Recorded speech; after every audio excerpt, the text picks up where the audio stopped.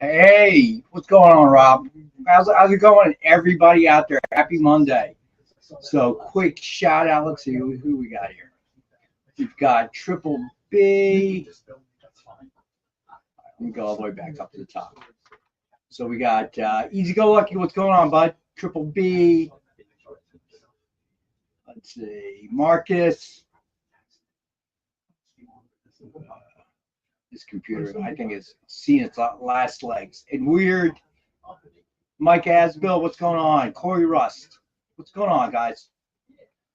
All right, so sorry about the delay. Okay. It was, unfortunately, everything decided to go down.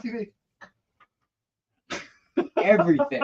Okay, from the computer wouldn't take the Gmail account wouldn't take the emails. Finally, the emails come in, to the TV not working. Wouldn't recognize the HDMI. Everything was rebooting. Oh my God, You know what a mess. Comcast has had enough of your I couldn't give a crap about Comcast. You won't be able to get your car started. I've seen how these things work. Yeah, let me tell you something. I got a standard stick shift, okay, with no GPS inside the car. All I got is Bluetooth. That car is so simple they can't do anything. We should be glad this time we have with Robbie. 3-4 months from now, when he's like a paranormalist on YouTube, 1 million followers, and he's got no time for this nonsense anymore, we'll be like, we remembered when that dude just read comics. Also, it's award season again. I know it always seems like it's award season, but Robbie reminded everyone, so I have to remind everyone, it's award season soon. So, and Weird, Mike Adsbill. See, I actually have a car. Now, if I had a Tesla or something like that, I'd be in big trouble. Okay. Oh, my car is so simple, okay, dude. Short of an EMP blast. Okay. Dude, I was gonna say, dude, if you had a Tesla, it wouldn't start. It would be gone. You'd be put on the repo list by Comcast. So not only is my car bulletproof in terms of you can't download anything. It doesn't have, other than the onboard engine computer, it doesn't have a computer. It's not connected to the internet. Okay. I don't even have GPS. I use my phone. It's a stick shift, which means that the chance of me getting carjacked is less than 17%. Oh yeah, because that's the amount of people in the country left that can drive. Having a manual or standard transmission, they look at it like it's alien technology. I can park my car in the middle of Philadelphia. I can leave the window down. Unless I have cash on the seat, nobody's breaking in there. They take one look. You're not stealing this car. I've seen a couple of places. What is it, with valet parking, where they got a big sign out. No standard shifts, because they don't have anybody who can park the car. My wife is too. We're both looking at new cars, right? Me, I don't want another car. I'll be happy to die in this one. I'm good. But she thinks we have to upgrade our car, right? And she wants something that's all electric and connected, and she's like the Apple thing where like it goes from her computer to her iPad to her iPhone to the car. And I said, do you know how many movies I've seen where Ultron pops up and you're effed in the A? Don't do that. But she didn't listen to me. So her and her boss are looking at electric Infinities or something. And I'm just like, all right. So I'm all for saving the environment. I'm all for being green. But when you plug it in, what's powering the turbines to provide your electricity? That's my point. Good wishes. Okay. Happy sentiments. Hello to everybody in the chat. Have we seen everybody? I said hi to everybody. I'm pretty sure. So, Yeah, so it's been. So I doubt Comcast can download or do anything to my car. No, I bet they could. Robbie's thinking him and I are doing this show solo next week. Oh man, I'm just happy to be here. The most important thing you should take away from this show this week, other than it's award season for Robbie, is Space Ghost #4. Man, is this book good. And I'm not saying it because I say all the Dynamite books are good. They are. But this one is good for everybody. I watch, especially on like Twitter and Facebook, people love this book. And I was asked to join a Hanna-Barbera group on Facebook. Tacoma, today, what's up, man? And I had the joy to tell that group, well, just so you know, everything they mentioned, like the first thing that popped up was Johnny Quest. And I said, well, so you know, and I posted a photo of Johnny Quest #1. Right. And then they said something, and I was like, well, here's Space Ghost is up to 4 now. You can probably get, the first 2 issues, or at this point, maybe just wait for the graphic novel, the collection, because, I'm pretty sure there'll be one. And then somebody mentioned that the timing of this was perfect in the group. Somebody mentioned the Herculoids being a favorite. Nobody did anything with the Herculoids. I'm like, funny you mentioned that. I said, my friend owns a comic book company, and this is what you're getting. And suddenly I became, of the 28,000 people in this group, I became like king for a day. They loved it. I was like, you can go to Dynamite, you can do this, you can do that. I said, all this stuff is there. I said, Thundercats is out, and some people knew, but most didn't know about Thundercats. Right. So I've basically been like Facebook's like guest, popping into these different comic chats, not comic chats, you call property guests, chats. What? I said you call it guests, but like these sort of IP specific Facebook groups. Right. Like there's one for these obscure things that maybe 3 or 4 people know that like what they are. Like there's one for Time Tunnel. There's one for Land of the Lost. And I know you're thinking, no, there's no way. No, trust me. There's like 15 different Facebook groups for Land of the Lost. Tens of thousands of people like in these groups talking about this. So Becky Bate, Miguel's in the house. And I said hi to Eddie, yeah, a tiny little bit. I was kind of glad to let people know because I know what that's like. Being a Green Hornet fan, I know what it's like when you get very little of, you don't get a lot of it because there's not a market for it. I mean, consider how often Dynamite publishes it, and the publisher has, like a 300-pound woodpecker on his window saying, "Hey, man, how about some Green Hornet?" You know what I mean? So it's sort of that's the best you come up with. That was the best you come up with. I didn't want to say like Guardian Angel because that's not right. And I didn't want to say that's not right. No, that's not right. No, but the point is, it's just Green Hornet has had movies. There's like a history there. If you're a fan of something which disappears, that's just a terrible feeling. And that's why as I've gotten older, I embraced horror as much as I embraced comics. When I was younger, I liked a few scary movies, but, I wouldn't consider myself a horror fan. As I got older, I saw how the horror community, especially at the birth of the internet, like the 90s, early 2000s, all those people came together. And everybody is celebrating these great franchises, whether they're from the 80s or the 70s or, the more like newer stuff in the 90s or 2000s. And when you're a Herculoids fan, there's not a lot out there for you. So I was super happy to kind of go out there and say, well, if you like Herculoids, this book is coming, and Dynamite is doing some other Hanna-Barbera stuff. And the reaction of people was like, whoa, really? Seriously? So, of course, I had to kind of post the photo of me being here. And I was like, oh, are you just hearing this? What's your source, bro? And I said, well, the source is the publisher, bro, because he told me they're doing the book. So, Robbie, how was your weekend? I had a solid weekend. Spent some time with some loved ones and had some fun. And then last night went on a paranormal ghost hunt. That's what I wanted to see. In a really stale, old, musty, nasty house that was probably more dangerous than anything paranormal we would have found. But had some interesting experiences. And that was pretty much the weekend for me. So, what is the movie of the night tonight? No movie tonight. We're on our 2-week pre-Horror Fest break. So Horror Fest, though, starts in 2 weeks, August 19th. We're kicking it off with the Paranormal Activity franchise. I watched the first one, and I do think that movie is a legitimate horror classic. I just watched the second one. I've never seen any of the sequels. I just watched the second one, and that one sucked. So it's probably all downhill from here for the next. Robbie, we talked about Longlegs. I don't know if we did. I don't think I liked it. I don't think I liked Longlegs. You know what? I appreciated their attempt to do something weirdly specific, or maybe specifically weird. I appreciate the effort, and I can see that the performers are trying. They just didn't get there. The best way I could put it is, even sometimes with the best intentions and the best ingredients, when I'm in the kitchen, I wind up with a pot of goo. Kyle probably knows what I'm talking about. You mean my last 2 weekends of cooking barbecue? Yeah. No. But you think you're on it. You think you've got a good idea. Right. Maybe you have a good recipe or a tip. You go to the store and you get your ingredients. Everything, you think you're good. And then you open the oven or you open the smoker and you're like, what happened here? And you just, the dog is eating great and you're ordering sushi because it didn't happen. Even dogs going, no, I don't think so. And I think Longlegs is one of those things where even the dog is looking at the bowl going, bro, no, man. It was like the music was great. It was shot well. Like you said, the performances were solid for the most part. Blair Underwood in particular, I thought was really good. Nicolas Cage, of course, being Nicolas Cage.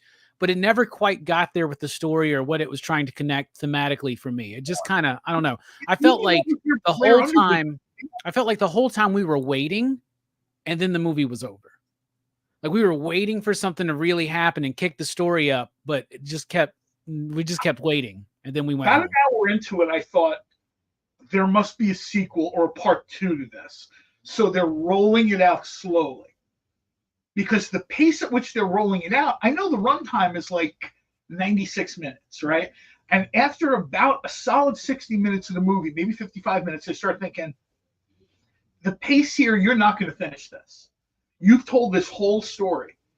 And then it was almost like, okay, kids, time to come in now. And the credits are rolling. And you're like, hold on a second.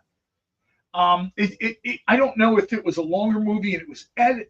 It just didn't get there for me. And if people saw Longlegs and enjoyed it, awesome. I mean, I never want anyone to go to. Yeah, a lot of people. I see Eddie saying that, or somebody out there said it was doing well. Mr. Easy Go Lucky. Yeah, it's doing well at the box office for what it is. And I'm glad to see horror movies do well. And it's gotten a lot of hype. A lot of people are considering it like the greatest horror film of the year so far, which is mind-boggling to me. But if people like it, that's fine. But for me so far, that's Maxine. So we'll see what happens. Yeah, I was going to say, I generally will use, and again, this comes from my friend Jay. Last several years, my friend Jay is what he calls a casual or hobbyist horror fan. He doesn't consider himself an authoritative horror fan. He just likes horror movies. He, even before I did, he tended to use Robbie's show as like an authority touchstone. Like if Robbie said something was not good, he was pretty sure it wasn't good. Like if he didn't know what to think about it. And I said to him, I'm not 100% sure, but Robbie hasn't mentioned it. And if Robbie and I haven't talked about it, there's a good chance neither of us are all in on it. I said, but you go see it, man. I mean, I don't want movie theaters to close, so I want people to go see everything.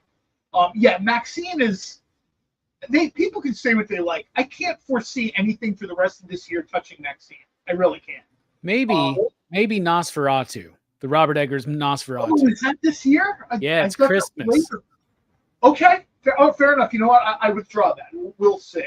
Shout out to Big John. I just know that Maxine is here. Yeah. You know what I mean? For me, Maxine is way up here, man. Especially if you string all 3 of those movies together. That's some excellent work. And a lot of times people are like, oh, horror movies, or they're just chopping people's heads off or whatever. Now, that's never really been horror movies, but now they're really saying, even a franchise like Conjuring, yeah, sure, maybe it's commercialized and it has its flaws. They are putting real work and performances into these movies. I don't know if that was always the case. Yeah, somebody said in the chat, Robbie is very much, like I said, my friend Jay, he was like, his head spun around when I told him I was doing a show with Robbie. He's like, You mean from Pop Culture Philosophers? I'm like, yeah. And he's, oh my God, I love that guy. And I was like, oh, I do too. That's why we do the show. All right. So tonight's giveaway is Star Wars #1 DF exclusive cover signed by Greg Land. And we're going to make the hashtag. Let's do hashtag EXP Monday. Monday. EXP Monday. Very cool. I was thinking We're all the same having a thing. case of the Mondays. I was thinking the exact same thing, actually. All right. So that is the hashtag. Hashtag EXP Monday, all lowercase. So throw that in there, and this is the giveaway of the night. And whoever asked, I wish this was like a vodka or a vodka cooler.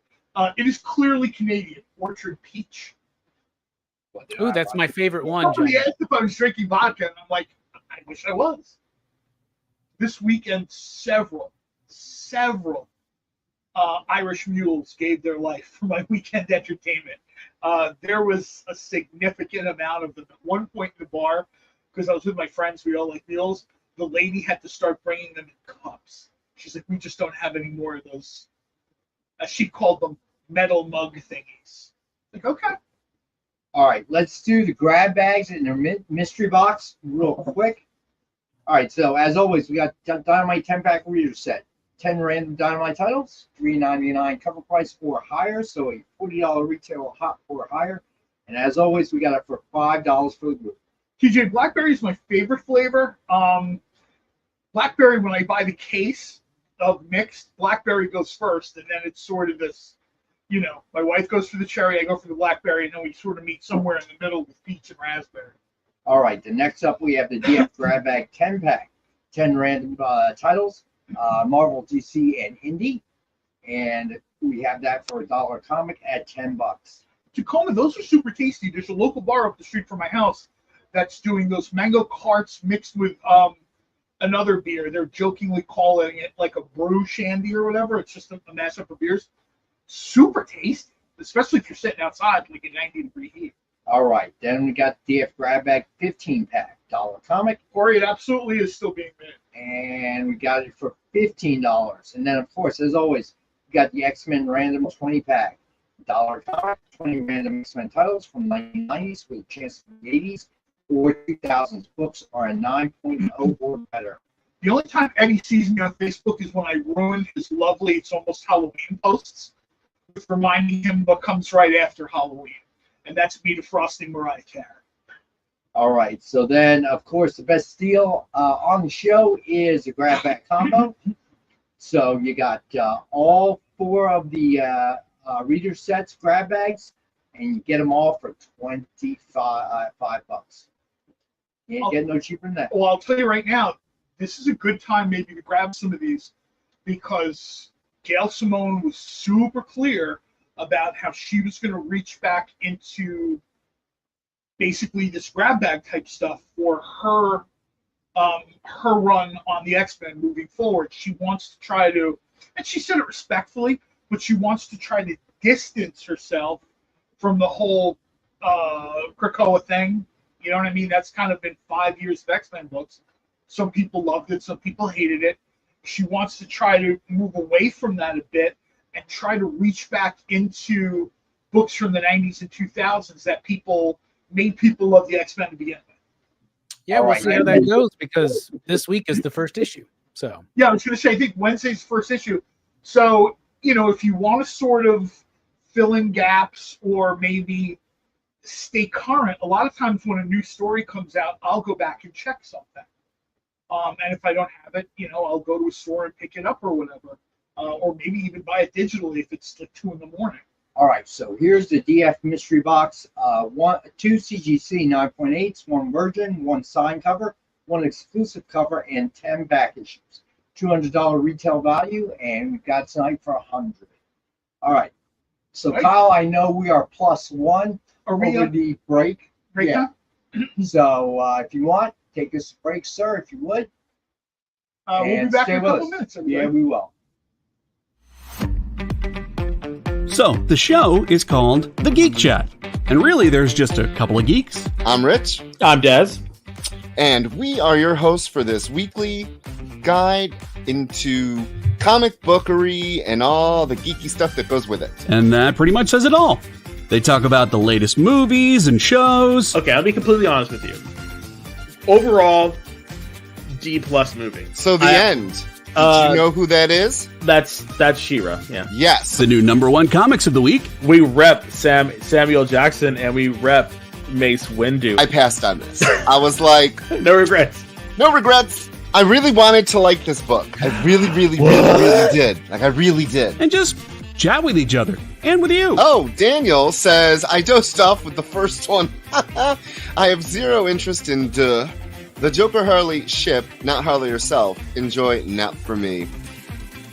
Yeah, this movie's gonna be rough for me to sit through, I'll be honest. The Geek Chat, Thursdays at 8 p.m. Eastern. Just a couple of honest geeks. Let's be honest. Come on.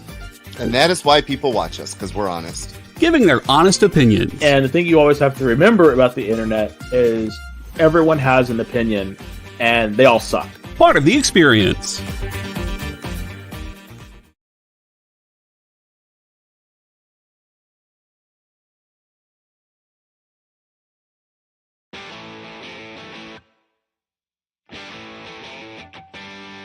What do you call the place on Spider-Man's wrists where the webs come out? His website.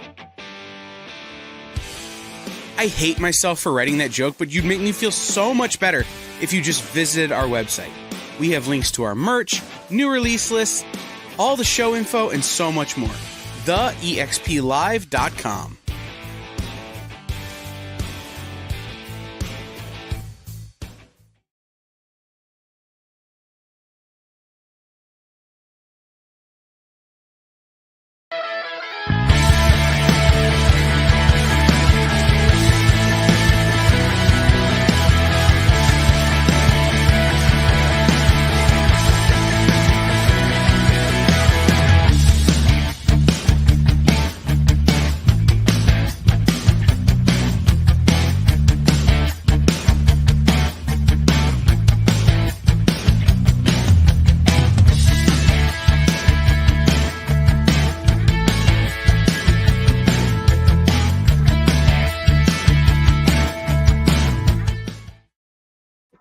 Hey, we're back. All right, so let's see.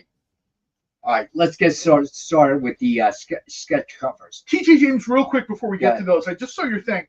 Marvel and DC have been doing the U.S. government going after heroes for as long as I can remember. I mean, we had Mark Gruenwald do this back in... Yeah, you got the Henry Gyrich stuff, you know? Yeah, Henry Gyrich stuff. This Civil War, right? We've had Civil War. This has gone on for a really long time. I mean, I guess what John Byrne is credited with creating Amanda Waller, and Roy Thomas. Inside joke. But but this has always been a thing. This idea of humanity is appreciative and frightened of superhumanity, whether it's mutants and the Registration Act or whatever. There's always this idea of, and one of the reasons I love Magneto is he puts it best. They're yesterday, we're tomorrow. And of course, my favorite line from any X-Men movie ever is when Patrick Stewart looks at Magneto and says, we have to be the better men. And he's like, Charles, we're already the better men. And that like encapsulates every government storyline fear against people with abilities, whether it's magic or whatever. I come home and I find my wife and she's watching something on Netflix or whatever, or AMC Plus. And it's like a town that knows about witches and sort of puts up with them, and then all of a sudden decides to crack down. ACMB, what's up? So I do notice they're doing it again. Stu, what's going on, man? Somebody commented they always do it in election cycles, because election cycles, people are kind of watching the news more, blah, blah, blah, blah, whatever. But that's what people are thinking about, what people are talking about, stuff like that, right? Yeah. So yeah, I could totally see where, this idea. How many times have we seen like Captain America in the witness box, and you're like, really?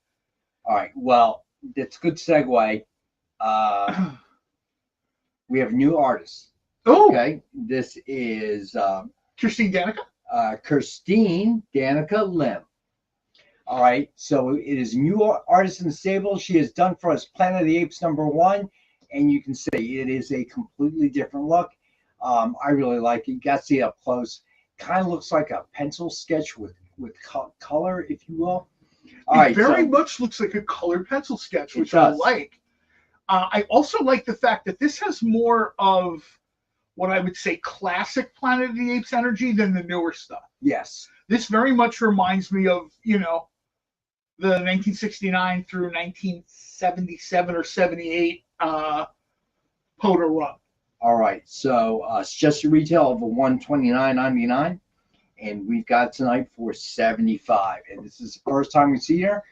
Yeah, CJ, a pastel look. So hoping to get more stuff from her.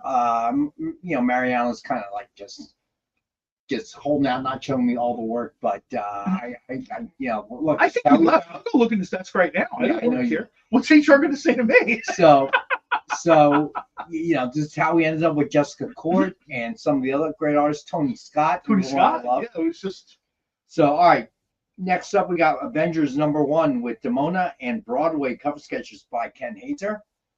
And this is one book, but he's done both the cover and the back. If you follow Ken, Kyle, I didn't have a chance to stitch this one together. So. If you follow Ken on Instagram, we actually, those who do watched him do this. He actually threw this up there one night, and it was probably about 9:30, 10 o'clock at night. He went live and he started doing this. Right. And he even said a couple months from now, it'll probably be. Hey CJ, I send me an email, buddy, with the ones that you have. All right. And copy Mariana too. All right, bud. All right. So next up. All right. So this is $129.99. Kyle, do you have the back end? I think I sent it to you. I'm not sure though. If it didn't say back on the Excel document, I didn't put it in. I'm sorry. It says 2. I didn't necessarily put the back on there. Yeah. CJ, I'm sorry, God. I'm sorry, Kyle. We missed that. What? Yeah, no. All I put in was exactly what it said in the document. I was running late. So no, that's fine. We'll pull that in a second. All right. So then we've got DC Dawn of DC Primer #1 with Batman vs. Hawkman cover sketch by Joe Del Beato and Mariana Nicieza. Suggested retail $149.99, and we have it tonight for $85. I like this a lot. I also like when they have a version of Hawkman that doesn't get taken out by like a gas pellet. They've really relied too much on Batman gassing people. And I really sort of I saw one of the various things DC was doing where Batman tried to gas him and he almost forgot that he's Thanagarian, so the gas didn't work. It was like, I guess the gas is designed for humans or whatever, right. And Hawkman was like, no, not so much. And Batman caught the wrong side of one of these medieval type weapons, and I was like, okay. All right, so next up we got Spider-Man #1 with Spidey vs. Doc Ock cover sketch by Joe Del Beato and Mariana Nicieza. Suggested retail $149.99, and we got this one tonight for $85. This has again black light energy, and very much sort of, almost like a little bit of Romita and a little bit of Ditko, like depending on which version. If you're looking at Doc Ock, this is super cool. Yeah, I like this one. I like how the figures really pop from the background on this one. This is very, very cool. I like this. This almost has the energy of like Spider-Man magazine or something. They only did like a couple issues of Spider-Man magazines here and there. And that's what this reminds me of. I like this a lot. TJ, what you're talking about, Marvel has decided to take a walk down what I call Injustice Boulevard. I don't know if DC thought they would get as much mileage out of Injustice as they did, but I forget how many seasons of that they got, probably 9 or 10 plus other stuff. The idea of where, the superheroes sort of take over and then the government's sanctioning hits or whatever. I think you had a situation in maybe season 1 or 2 of Injustice. I forget what they call it, like year 1, year 2, where Captain Atom is a military dude. He gets orders from the government. Right. If you have a shot, take out Superman. Just do it. There's no ifs, ands, or buts. You're ordered, you're sanctioned to kill him. And of course, because it's Superman, well, that didn't work out very well. But, so I think maybe Marvel has decided, let's kind of, take a little drive down here and see how this will work. I don't know if they'll replicate Injustice's success. Also, Injustice had a video game that was pretty popular, 10 years ago or whatever it was, that kind of helped that book a little bit. All right. So then we've got, all right, this is a nice one. X-Men number 140, John Byrne homage with Wolverine Alpha Flight versus Wendigo. Cover sketch by Eric Negron. I would have loved to see Wendigo and Deadpool and Wolverine. That would have been interesting. I wouldn't have minded that. Hey, Tom. Suggested retail of $399.99. And we've got it tonight for half price of $200. It's pretty dope. That's spot on. John Byrne energy right there. Look at that. I was going to say, I don't know if Eric Negron summoned, I don't want to say the spirit of John Byrne, because the last I checked, he's alive and well, but he channeled quite a bit of, I don't know if John Byrne felt a little bit tired that day because, his talent was drained, but that's about as good a homage of Byrne work as I can remember seeing in a while. All right, then we've got Deadpool number 1 with Deadpool cover sketch by Tracy Medina. Suggested retail of $129.99, and we've got this one for $75. This sort of hits the right Deadpool tone right now. Of Deadpool is sort of very much the class clown, and I think a cover like this. I understand originally there were covers of him looking like a bad A and all that other stuff, but I think this approach works way better. And there's at least $300 million to back up that people do like a happy, shiny Deadpool. All right, so next item is our best offer item of the night. All right, so we got Void Rivals number 1 with cover sketch by Ken Hazer. All right, so suggested retail of $100. So we're going to do this as best offer starting at $5. Wow. Very cool. Very cool cover, of course, from Ken, and also just a great book. Void Rivals has consistently improved issue to issue, and it's become must-reads. Even though it's not a Transformers or a Joe book, it does utilize characters in that universe, in particular Transformer characters, but it doesn't even need that. It is corely tied into the whole concept of the Energon universe. This book has been amazing. And this is another book, when it dropped, Robbie told people this was going to be huge. He kind of, I don't want to say he called it, but I mean, essentially he told you this is going to be huge. And I don't know, I mean, it's not huge in the sense that it's selling Batman and Spider-Man numbers, but I think it's huge in the sense that it's creatively rock solid. Right. I got Mike at 10, and I got Becky at 15, buddy. It's very close at my shop to Batman numbers. And Yeah, like very close, but I like the rest of the Energon universe is outselling most other comic shops. I mean, most other books at my comic shop. That's because Robbie puts Batman on the bottom shelf. Everybody's tired of that. No, just you. On the bottom. You have Just Superman? you. No, sorry, man. No, I'm not. No. But here. All right, so Mike is going to max out 25. Gotcha, Mike. Okay. No, I actually prefer that. All right, and Weird was in at 20. But Mike is maxed out at 25. No, I like that, though. This way you kind of know the number to be. Yeah, exactly. So Becky's at 30. Oh, see, Becky senses something in the Force. Becky is like a Jedi for this stuff. She is, man. The Force is telling her, no, that should be yours. All right, so other than this one, man, there's no movement. So we're going to leave this one open, but Becky is definitely in the lead at 30. All right, so let's do it. You know what? Let's do the autographs first. Wait, didn't we have John jumps in. Big 35. John. Wait a minute. We didn't do all the covers yet, did we? We didn't do all the original art covers yet, did we? Yeah, we did. Why? Because we didn't do Union Jack and That's next week. Or that's Wednesday, buddy.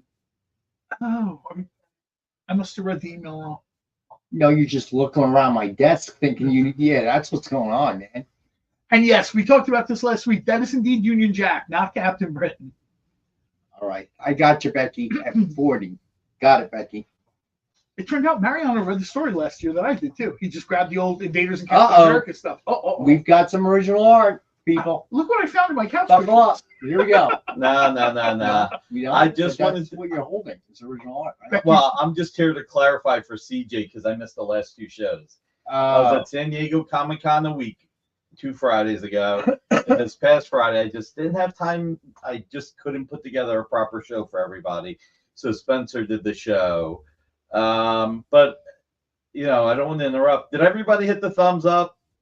Just checking. All right, a couple of quick samples of what we're going to... There you go. Robbie hit the thumbs up. Just want to show a little bit of Spider-Man that'll be on the air on Friday. And a Punisher Year 1 unpublished cover. And Spider-Man with the Wrecking Crew, Doc Ock, Spider-Boy, and more. That's a really, really great splash page. And I got you, Big John. Then another Spider-Man page by Bagley. So I thought I would share those. These will be on the air on Friday. Very cool stuff. Yeah. And TJ is congratulating you on the Dynamite and Herculoids. Thanks, man. Guess what? I don't know if you heard at the beginning of the show, but guess what I found on Facebook today? What? A Herculoid fan group. Oh, And I really? joined it. And you know what it turned out I announced? Hercules. I announced that you announced that there's going to be the Herculoids. You know, we're the first publisher ever to get Thunder the Barbarian? Ever. 40 years. No. Yeah. Well, I think it's sort of, you know, my guess is they want to have a publisher You got that, it, Becky. you know, has a track record of working with this stuff. Yeah. Well, there's that, but they're also like, we better get this book out now before all these people die. That was Thunder. and on a personal level, just to let everybody know, Marcus made my San Diego. I traded him a piece of art for some art, and I got a cover that I've been trying to get forever and ever and ever to put together a book and the cover complete. Oh, I remember. So Marcus happened to have it. So thank you, Marcus. The Zorro is John Cassaday's Zorro. So we're going to have John Cassaday's Zorro #1 cover as well. And I can't remember what the other cover is. Oh, Jesus. I'm an idiot. What was the other image? Does anybody know? TJ, that's funny. Is Dynamite going to launch a Saturday morning comics imprint? That's That'll be funny. kind of funny. What was the other? By the way, the John Byrne homage That's really connected. good. Oh my God, who did that? Eric Negron. That is so friggin' awesome. It Did is anybody awesome. claim it? Not yet. We assumed he summoned the energy of John Byrne when he did that, because that's Yeah. how, like, Byrne and Austin. If I walked past that in the store and looked, I would have assumed that was Byrne and Austin. Yeah, Right. it's near perfect. That's near perfect. It is. So Nick, your other image is Silver Age Teen Titans cover. Oh yeah, I don't want to sell that. That's Nick Hardy and Dave Gibbons. Yeah, I don't want to sell it. That's why I'm trying to get it out of my head. But you know, Too late. gotta draw the audience. Mariano sent me an email of what was coming up, and I said to him the one thing that was coming up. I said, just tell Nick to bill me. Don't put that on the show. I'll tell you guys what. This is a personal sale. If these guys get to 40 likes before the end of the show, I will put this on the air Friday for $100. Oh, Angel Medina, Scott Hanna, Sensational Spider-Man from like what, 2000 and something? This may be more recent. I'm just confused. Wouldn't be the first time. But if we get 40 likes, I'll do this for $100 on Friday. See what I did there? Get the likes up and try and get everybody to tune in on Friday. All right, so get Great the likes job. up to 40 people. We should be. It just doesn't update. So when you start getting those invitations to speak at business school, you'll know where that came from. This is actually wicked cool. I mean, look at that. Spider-Boy, Doc Ock, the Wrecking Crew. I was going to say, I mean, is that supposed to be? That's the one thing. Is that, what's his name? Juggernaut? no, I think that's almost like, is that supposed to be the Gladiator? Maybe. No, it's not the Gladiator. I think it's Juggernaut. So, Nick the Salesman, right? All right, I'm going to let you guys sell. Speaking of which, I would be upset with these guys if they stopped talking about selling at this point. So I got to stop being a hypocrite. All right. Well, we actually got to go to the second break. Break. Skip it. Just keep going.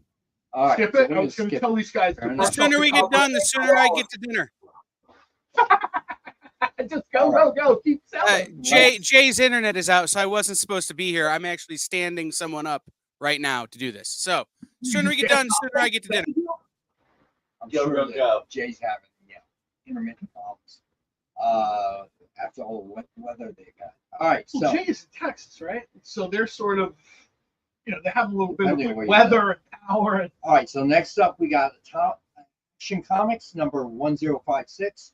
Silver Signature Series signed by Philip Kennedy Johnson. That's cool. We got it for $69.99. Well, that's just a retail anyway. We have it for $38. That's a super cool cover. I love that cover. I'll just put in the chat. Nick is getting the bill for his dinner. Weird. It is.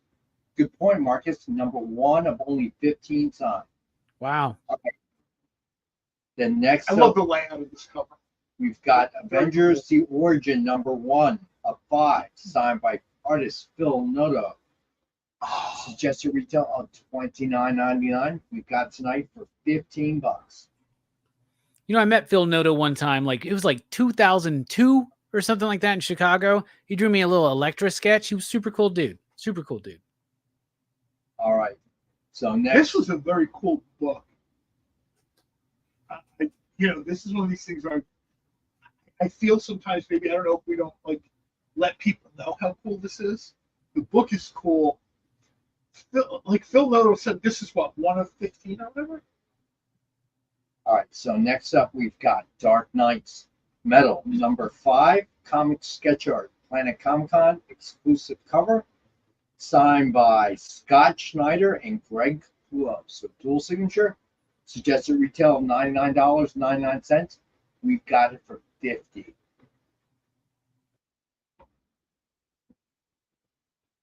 Hey, Jay. Hey, Jay. I hope everything's okay. But Okay, so man-made problem. Man-made. Yeah, it sounds like it. Right? Not that I don't want to define otherwise, but I never know if it's a tornado or flaming hailstones or toads or something. All right, so then next this was cool too. I guess this was the Metal Man. A dark version of the Metal Man, which I did not think. To me, that kind of speaks to Scott Snyder. Metal Man is one of those sort of Silver Age things I didn't think you could make dark. Right. It's not the Metal Man. They're Batman from the Dark Universe. So so that's like an evil Flash who's Batman, an evil Green Lantern who's Batman, it's the dark multiverse. Okay. Yeah, that's what that is. All right, then we've got Civil War number 2, signed by Steve McNiven. It's just a retail of $14.99, and we've got this one for $10. Oh wow, $10 for a $10. Civil War number 2. That alone is worth the price. Then you got Steve McNiven coloring it. That's awesome. This is the issue where Spider-Man reveals his identity, if y'all remember. All right. Oh, what did Castle give up on? It said, okay, give up. Yeah, Big John, what did you give up?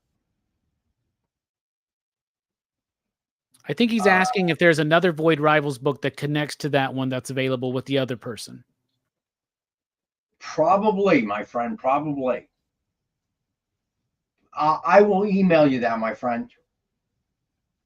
All right, next up, we got Defenders number 1, signed by Terry Dodson. It's just a retail of $29.99, and we've got this one for $15.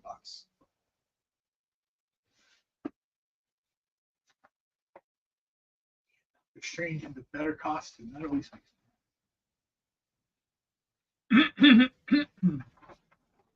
Marcus is right. The second half of that Void Rivals book is on the rack there. The rack. But it wasn't in the document. It definitely isn't one you sent me. If it was, I'd have claimed it before the show started. Yeah, there you go, Kyle. So Marcus, Big John, send me an email, dude. I'll make you a deal, but I'll make it right for you, all right? So you can get both books, all right? You better make it right. If he comes back up here, you're on your own. Yeah, for real. Well, and I'd you know love to now, see John. I just choke slam Rex. That would be so funny. well, and you know now John is doing content for the experience, so he could like I don't know drag a Dynamite book or something, you know, as payback for you not selling him that Void Rivals book.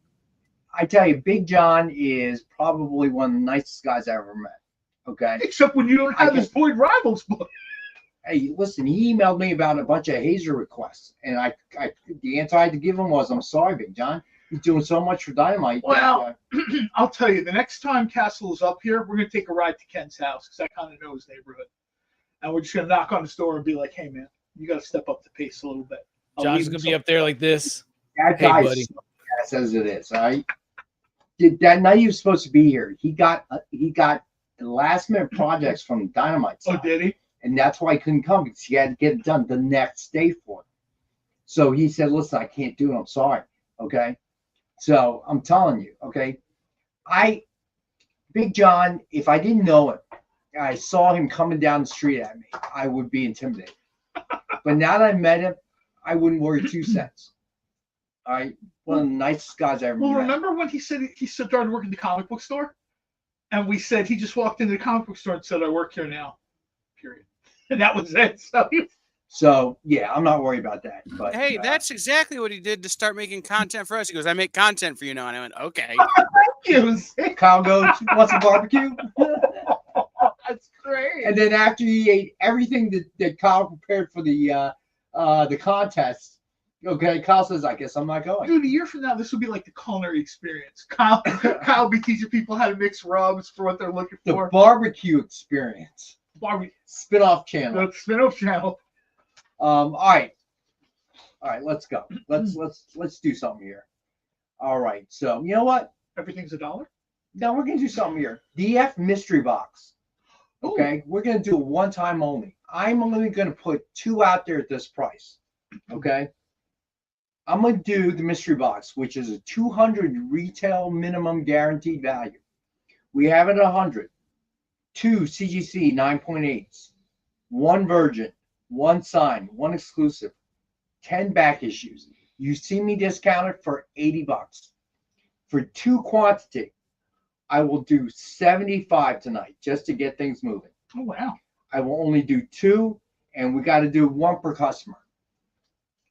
So, yeah, I can't wait to see 2, buddy, in October. And hopefully it won't be 900 degrees out. By October, it should be down to at least a somewhat reasonable. It could be freezing cold, or it could still be hot. You know how it is around here. October's always a weird month, man. There's snow, and then you're putting your air right, conditioning Miguel, on, like you got 4 or it, 5 days buddy. later. Yeah, that's a really sick deal. Marcus is right. That's why Miguel grabbed that so fast. All right. I got 1 more left to whoever wants it. Did Becky get that other book? No, Becky folded. So John ended up getting. Okay. What are you talking? You're talking about the Void Rivals. Yeah. Okay. So.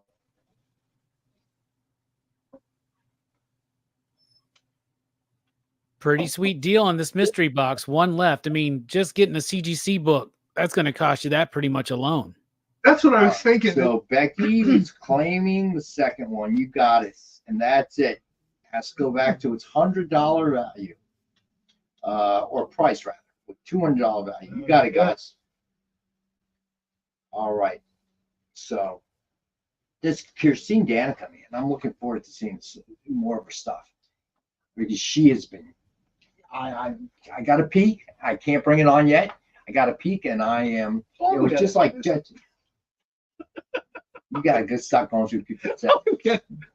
Okay. Tell HR to email me if there's a problem. Mariano's so paranoid, he'll start putting mouse traps in the desk. You know what was really funny when Alex You'll come out screaming, "Yeah!" Alex said he's going to start doing like the retinal scan thing for his drawer, so I'm not like, "Oh wow, I didn't know we were going to have this." Look, I've known Mariano a little while. There's no way he would know how to do that. Yeah. Okay. He's not a tech guy. So, all right. So I got to ask, how many people watched House of the Dragon, the season finale? I've only seen the first episode of the new season. I am behind. All right. So it's good. It's really kind of drawn me in.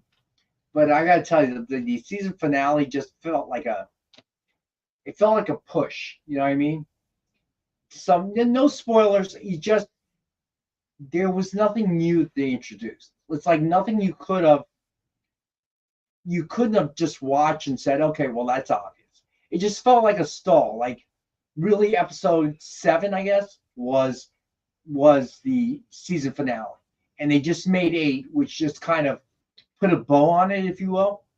All right. Everything you expected to happen is happened. Yeah, Marcus, I hope not. Now, I will give them benefit of the doubt. So the 2 years was probably because, the writer's strike probably had something to do with it. Thank you, Yeah, CMB. that definitely delayed it, the writer's strike for sure. I'm hoping it's not going to be 2 years, maybe a year. But yeah, so CMB saw it. It felt like you didn't introduce anything new. There wasn't really a cliffhanger. You kind of just, okay, that makes sense. Okay, that makes sense. Not terribly surprised at that. And then they stopped. So they didn't really introduce anything new. There was no cliffhanger. It was just, they just kind of came to the logical conclusion. I've been waiting till season finale because I'll sit down and watch it all in one day. I don't have the patience for a week-to-week thing.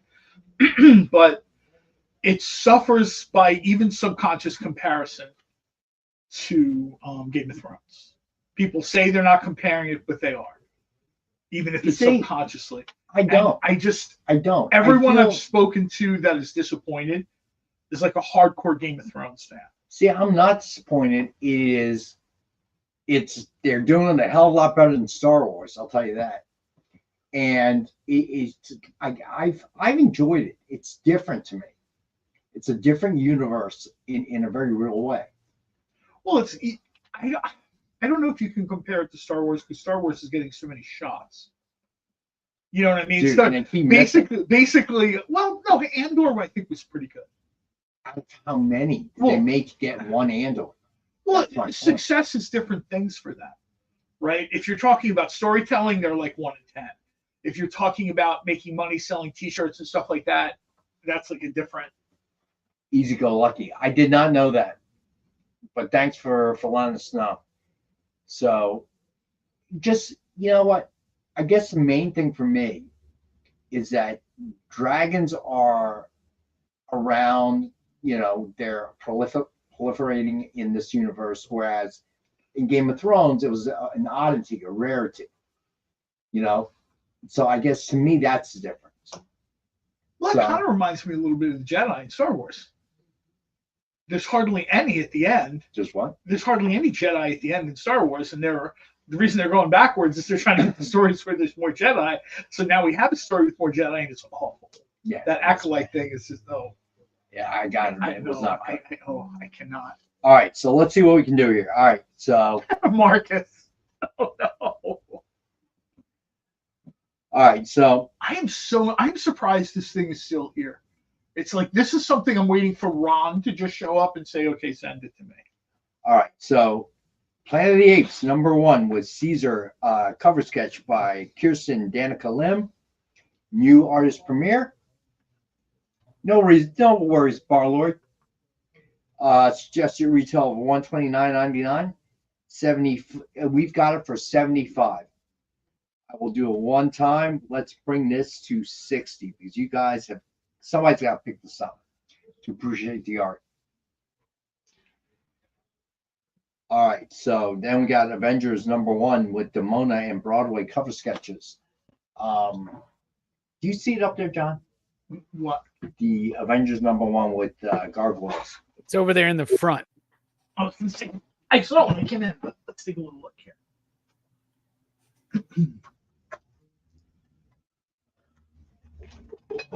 Yeah, it's on the bottom rack.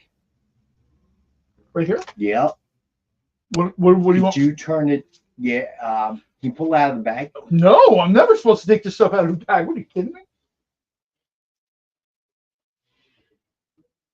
Oh, that's cool. Yeah, there you go. Cool? 2 sketches. All right, so that's what I want to show you. All right, it's just a retail of $129.99. We have for $75. I'll do that for $60 as well. So wow. 2 Hazer sketches for $60. That's 30 a piece if I did my math correctly. I was going to say that's I think it's crazy. Oh no, here we go. He's enamored with that Australian accent. I've listened. I think I'm really going to say it's Australian. I think we need to put a defibrillator on people's wallets to get to get them buzzed. All right, so then we've got Dawn DC Primer #1 with Batman vs. Hawkman cover sketch by Joe Del Beato, Mariana Nicieza. Suggested retail of $149.99. We have it at $85. I'll do this one for $55. You're right, CG. That's bloody insane. He's got a really long chain on that mace, by the way. Is that retractable? I'm just asking. I was just wondering because if that's like not one of those dog leashes. Yeah. If you see them with it, he's got it looped a little bit, almost like a bullwhip. Sometimes it's on a handle, though. And right? sometimes it's like a mace, and other times it's like a. I think you guys think too much about that. Well, no, You tell me you didn't think about that when you saw this. Like, why is that chain so long? Like, I mean, what's going on there? Is it retractable? Like, I'm just saying, he's like walking around, it's just dragging on the ground. I mean, I don't know. I don't know what the style is. Like It's Cosmic forced Farland perspective. It's just Batman closer to you. That's not forced perspective, bro. Hey, I watched those women throw those things at the Olympics, and when it gets close to that camera, that chain looks awful big. Okay. That and I thought, gee whiz, why couldn't I have done that in school? I could throw a ball on a chain. Turns out I couldn't. All right, so next up we got Spider-Man #1 with Spidey. Marcus says he's got a wallet on the other end of the chain. I love it. I used to have this long chain wallet when I was in high school, like down to my knees. I don't know why. I guess we thought it was cool, but it's crazy. They got banned eventually. You ever trip? He's on the chain guy. Robbie, did you wear Jenkos at the same time? I did. Do you have a problem We with are that? the same generation. My Yeah, friends and I yeah. had the same. Yep. All right, so then we've got Spider-Man #1 with Spidey vs. Doc Ock cover sketch by Joe Del Beato and Mariana Nicieza. Suggested retail of $149.99. We've got it for $85. I'll do this for $70 tonight. I really do like this one too. Like, I think the colors, like the shading with the different colors, the yellow and the green, the blue and the lighter blue, and the pink on the arms, it really pops off of that cover. Like, I really, really like that. Well, This almost looks like a collage, right? It almost looks like it's like they're pasted on top of it or something. It looks really great. All right, then we've got X-Men #140, John Byrne homage with Wolverine versus Wendigo cover sketch by Eric Negron. Suggested retail of $399.99. We have it at $200. I'll do this one for $175. And as Marcus pointed out in the chat, it's an homage to Uncanny X-Men 140, or I guess X-Men 140. It hadn't become Uncanny yet, but almost, actually, I think. All right, so then we got Deadpool #1 with Deadpool cover sketch by Tracy Medina. Suggested retail of $129.99, and we've got it for $75. I'll make this one $60 as well. Deadpool's a big movie star right now. A lot of people, a lot of renewed fandom, and a lot of new fans are coming into it. So definitely something to check out. Hey, Chris, what's going on? Ask John. I think Marvel's got Micronauts right now. I just don't see it unless something has very recently developed. I'm pretty sure the Micronauts is still at Marvel. Yeah, it went back to Marvel when the Hasbro like split some of the properties over to Image to do like Transformers and Joe and stuff. And so like Micronauts and ROM wound back up at Marvel, but I don't know if they can publish new stuff. They're not planning on, at least right now, but they've been putting out the ROM and the Micronauts omnibuses and facsimiles. Yeah, because at Comic-Con they sort of did the thing where it was the Marvel logo and then like ROM appeared and people got super excited and they talked about it was going to be an omnibus, but I would imagine that I don't know if there's enough juice in that squeeze to just do an omnibus. My guess would be at some point you would get different content. I know Rom was with another publisher for a while. Yeah, they were both at IDW for a while when they were trying to do that shared Hasbro universe, but it just never really caught fire. It just didn't. And there's a couple really well, you see them posting all the time, Rom fans. And they've been sort of not hating on IDW. It just didn't. It belonged at Marvel because that's IDW has realized what they are, and they're the publisher of Turtles, because that's pretty much like Turtles and Star Trek. And Star Trek, yeah. I mean, the things that's what they got. There are things they absolutely get right. IDW is sort of, and I think IDW. Oh no, that was Boom Studios. Boom Studios was doing Planet of the Apes, and they did some cool Planet of the Apes stuff. But it just Boom and Planet of the Apes reminds me very much of Dark Horse and Star Wars. You guys did a great job. You did an amazing job, but you just got Bigfooted. You just sort of, you know what I mean? And I think it's a little bit with IDW where Star Trek has been everywhere, right? It's been at Marvel. It's been at DC. It seems that they do a very good job. Star Trek fits in real well at IDW. I've enjoyed some of the stuff. Don't forget the Malibu years either, John, right? Malibu Star Trek books. Those were the first ones I read. I would say as a longtime Star Trek fan, I mean, I read all these comics. I would say right now IDW is sort of the art, the stories. I'm very happy. Like when DC had it, I was not a fan of the art at all. Malibu was Malibu, and I'll just leave it at that. But if you're a Star Trek fan, yeah, IDW is sort of dialed in. Someone over there is a Star Trek fan, or at least more than one person is a Star Trek fan, and they sort of realize what people want to say.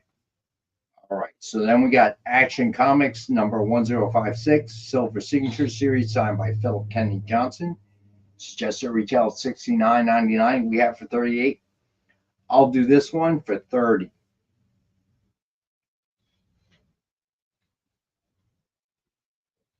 All right, so then we've got Avengers, the Origin number 1 of 5, signed by artist Philip Noto.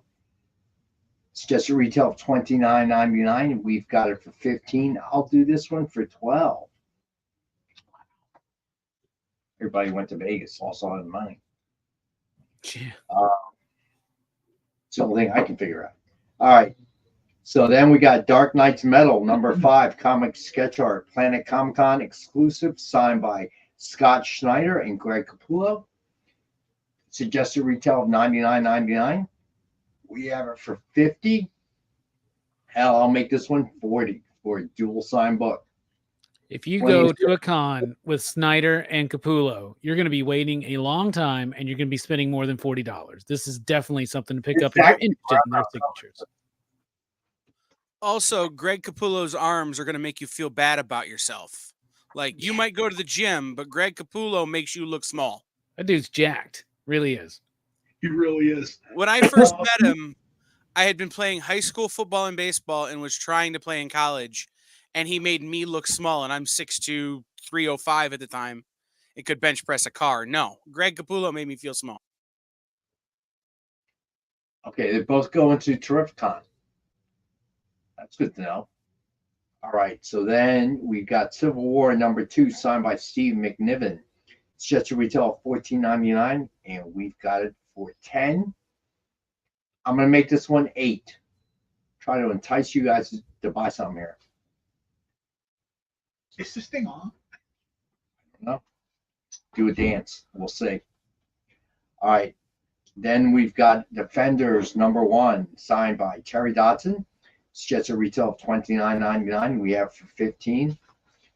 I'll do that for $12 as well. Nothing? Nada? This is a chance to pick up. I mean, you could pick up Phil Noto and Terry Dodson signatures for under $25. Hey, Patrick, what's going on, bud? You know what I mean? That's sort of... All right. Well, let's do a full rec scout. As we're getting to, I guess, quarter or halfway through, more or less. All right. So, as always, the giveaway. Let's do that again. A bunch of people jumped in, and we didn't do the giveaway. The giveaway tonight is Star Wars #1 DF exclusive cover signed by Greg Land. And the hashtag is EXP Monday, all lowercase. So make sure to put that in the chat for your chance at the spin.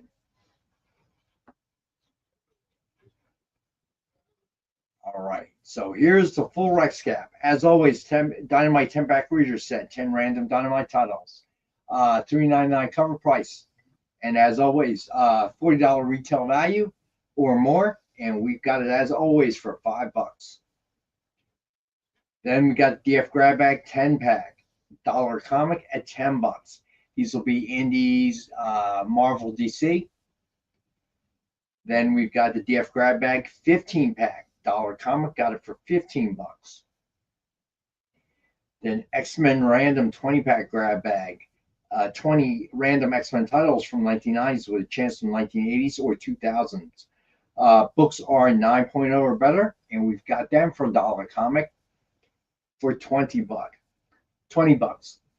And the best deal of all, as always, the grab bag combo. All 4 of the reader set and grab bags. You get all 4 for $25. All right. So then we had the DF mystery box, but I only gave up 2 for that price. So it is back 2 CGC 9.8s, 1 Virgin, 1 signed, 1 exclusive, 10 random back issues. $200 minimum value, and we've got it for $100 tonight. All right. Premier new artists, Planet of the Apes #1 with Caesar, cover sketch by Kirsten Danica Lim. Suggested retail of $129.99. We had it for $75. I lowered that to $60. Then we've got Avengers #1 with Demona and Broadway cover sketches by Ken Hazer. This has an image on both front and back. Broadway is on the back. It's just a retail of $129.99. We have for $75.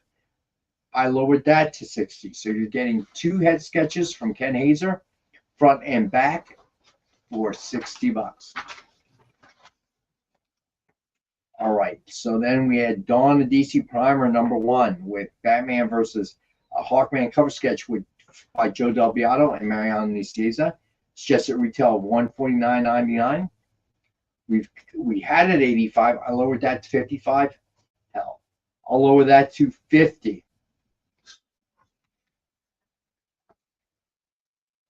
Right, and we got Spider-Man #1 with Spidey vs. Doc Ock cover sketch by Joe Del Beato and Mariana Nicieza. Suggested retail of $149.99. We had it at $85. You got it, Patrick. Nice. We had it at $85. I lowered that to $70. I'll do $65 on that. That one's worth every penny. I love that one. That one's great. All right. Then the nice one of the night. Yeah, that's a nice grab. X-Men #140 John Byrne homage with Wolverine versus Wendigo cover sketch by Eric Negron. Suggested retail of $399.99. We had it 200. I lowered that to $175. I'll do it. You know what? You lower it anymore, you're fired. I'll do it for $165. Did they really for deserve cover? it? Huh? Did they really deserve it? For cover connecting. All right, so suggested retail is $400. I lowered it to $165. All right. Steep discounts here on the EXP. Yeah, I was going to say it's what happened. What happened to the Australian accent? Why you bring? I mean, it was a British accent. Australian be a little bit different, mate. That would. They kind of blend together. If I do it too long, it all blends together. All right, so we've got let's see, Deadpool #1 with Deadpool cover sketch by Tracy Medina. Suggested retail of $129.99. We had it $75. I lowered that to $60. So let's do the signed books real quick. All right, so we've got Action Comics number 1056, Silver Signature Series by Philip Kennedy Johnson. Just at retail $69.99. We had 38. I lowered it to 30. I'll lower that to 25.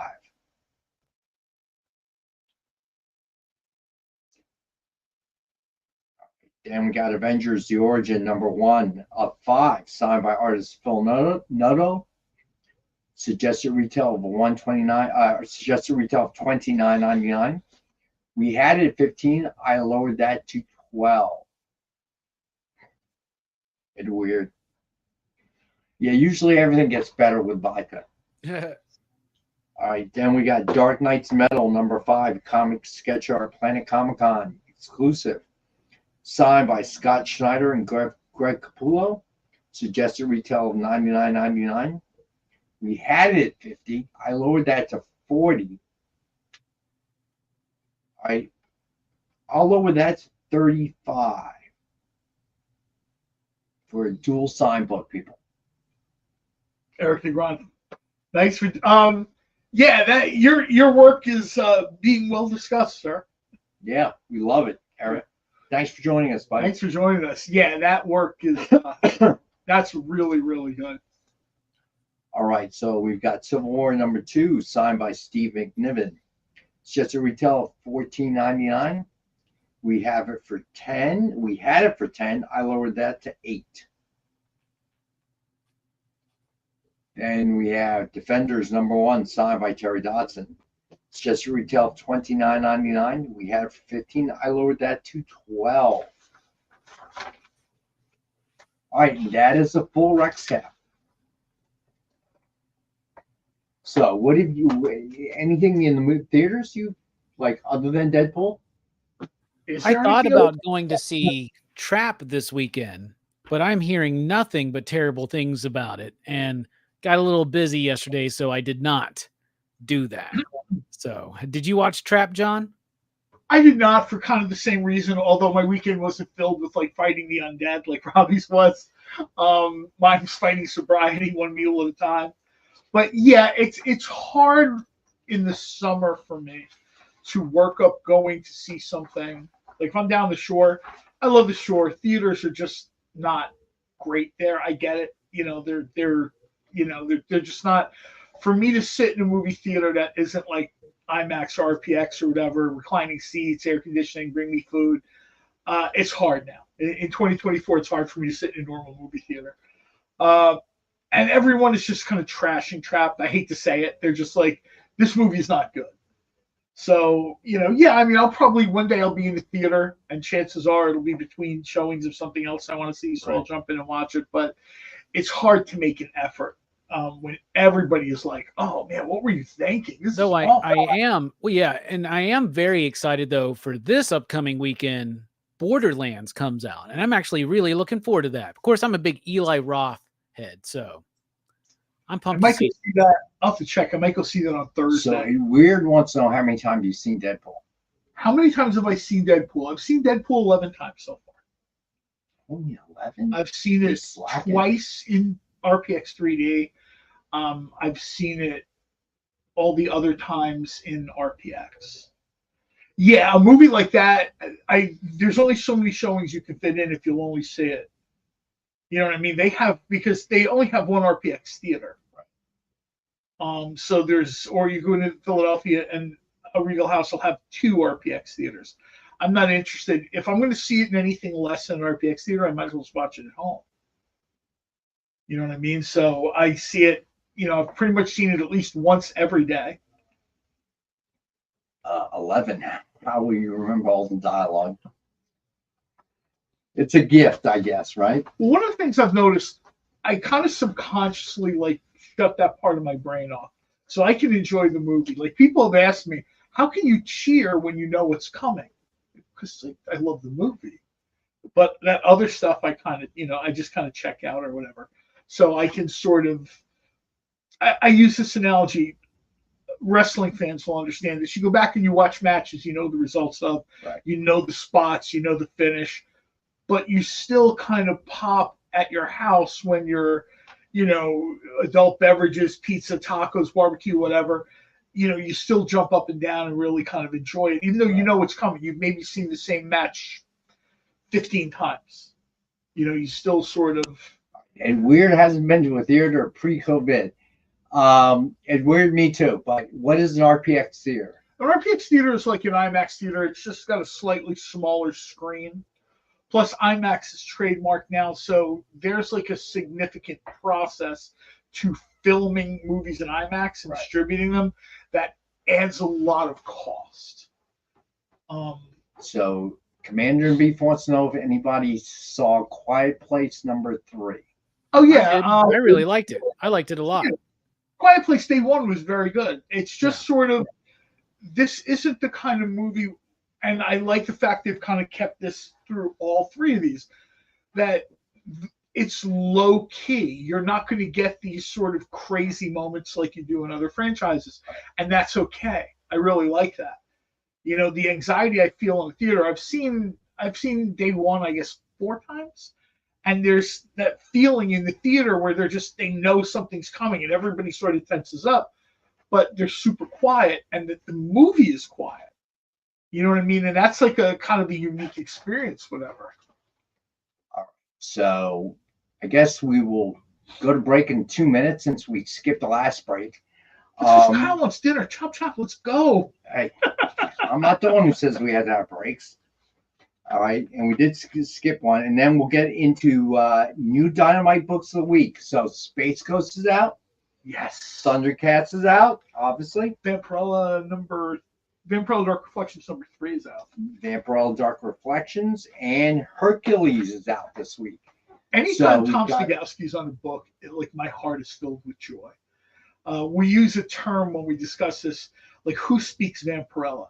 Vampirella, thanks to Nick, has had in the last 20 years, 17 years, whatever it's been that they've done Vampirella, you forget all the creators that have worked on this book for Dynamite. It is like a who's who of like the best creators of the 2000s and 2010s that have worked on this character. I don't know if any creator, and I don't mean this to disrespect anybody else, I don't know if anyone speaks Vampirella. You always say that. Well, because people think you're trashing someone else, especially in this day and age. If you say something good about someone, the assumption is the flip side, you're saying something bad about everyone else. No, I'm just saying that I don't know if there's any creator that speaks Vampirella more fluently than Tom Stogowski. I mean, he's been working on this book since its Harris days. So when he does Vampirella, there's always like a certain energy in it for me that makes me very happy. All right. And the story's really good. You are a fan of nothing else. So 4DX. Has anybody seen Twister? I have not. I have not, but I hear it's good. For what it is, it's very good. It's hard for me. I'm not enamored of the Midwest, so I find myself rooting for the Tornadoes the same way I root for the shark movies. So I'm the wrong person to ask. Apparently I giggle at the opening of Jaws. I know that girl's going to get eaten, and I giggle. And honestly, people in my family find it disturbing. I found it interesting. They do so much in the past with suspense, and without goriness and the actual visual detail. Yeah, you remember that movie Jaws? I mean, that first scene, all you saw was a girl dipping underwater. You didn't see anything else. Great. The worst thing was when the old grizzled, what's his name? Quint. Yeah, Quint gets bitten in half, and even that, come on. Compared to this day and age, it's 1975. They're making that movie. Yeah, no, 75, granted. Yeah, but they use a lot of suspense to inject that fear, which I thought that's Hitchcock, right? Yeah, that's a good point. Terrify you with what you don't say. That's a good point. All right, so we're gonna take our last final break and hang around. We'll get to Dynamite books, Space Ghost, Thundercats, Vampirella, and Hercules. All right, so stay with us.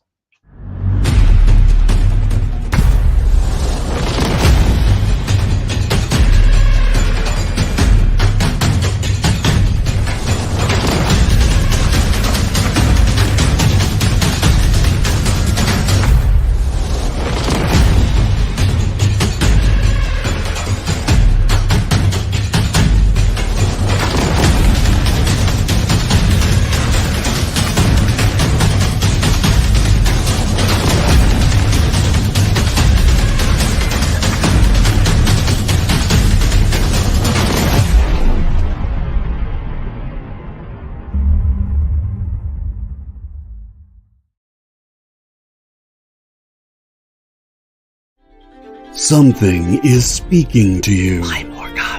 Just at the edge of your perception. Your senses fill with visions of vortices. 360 Comics.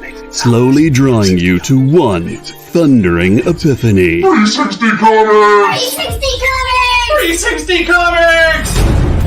The universe is telling you to shop with 360 Comics. Joe's got amazing stock from high dollar to $5 books from Silver Age to modern, CGC, variant covers, and more. 360 Comics every Wednesday at 9 Eastern, part of The Experience.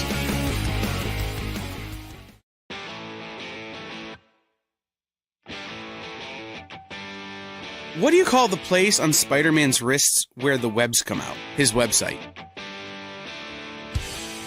I hate myself for writing that joke, but you'd make me feel so much better if you just visited our website. We have links to our merch, new release lists, all the show info, and so much more. TheEXPLive.com.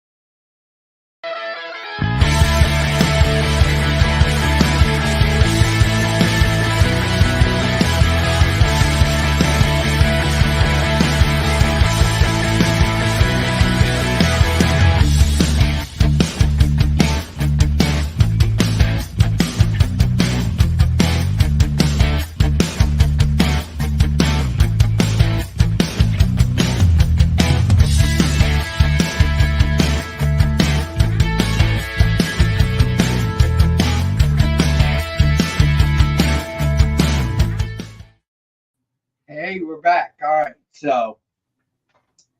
So here we go. Are you going to Terrificon this year? Me? Robbie? No. Yeah. No. You are not. Okay. No, my next con experience will be Scarefest in October. Which is where? Kentucky. It's in Kentucky, and it's just a big, giant horror movie con. It's great. They got a great lineup this year. Now, how far are you? Not too far from Kentucky, are you? It's like a 4-hour drive, something like that. That's not bad. Yeah, it's not bad at all. They had some sort of horror con. Hey, Ron, what's going on, buddy? All right, so we'll do a Rex Cap right after in 2 seconds, buddy, just so you can catch up, and then we're gonna go to Dynamite Books. So, somewhere around here they do one every year.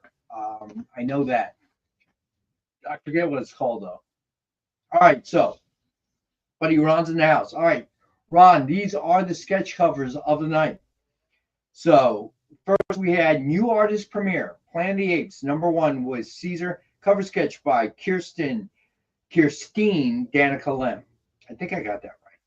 All right, she is a new artist that Mariano has located. It's just a retail of $129.99. I had it for $75. I'll do that for $60. You know what? Since Ron joined us, I'll do it for $50. All right, so then we have Avengers number 1 with Demona and Broadway cover sketches by Ken Hazer. And I just want to pull this out because we did not have a second photo loaded.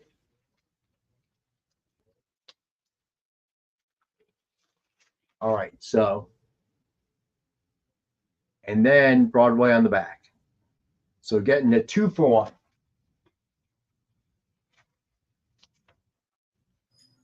That's crazy. You know what? Let's do this. Should have thought of that earlier. All right, so then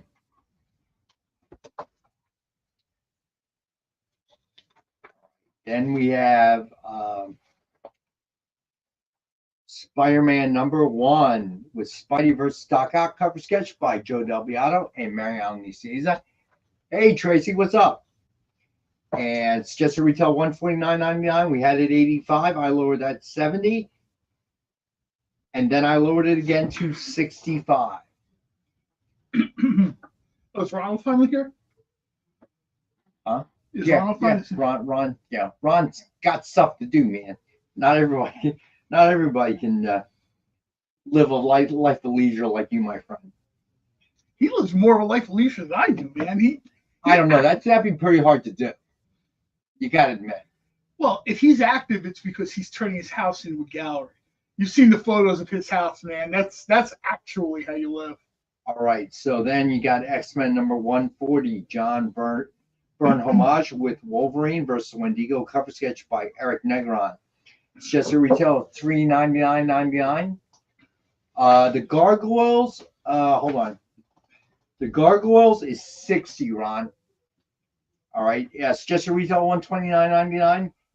I had it priced 75. I lowered that to 60, my friend.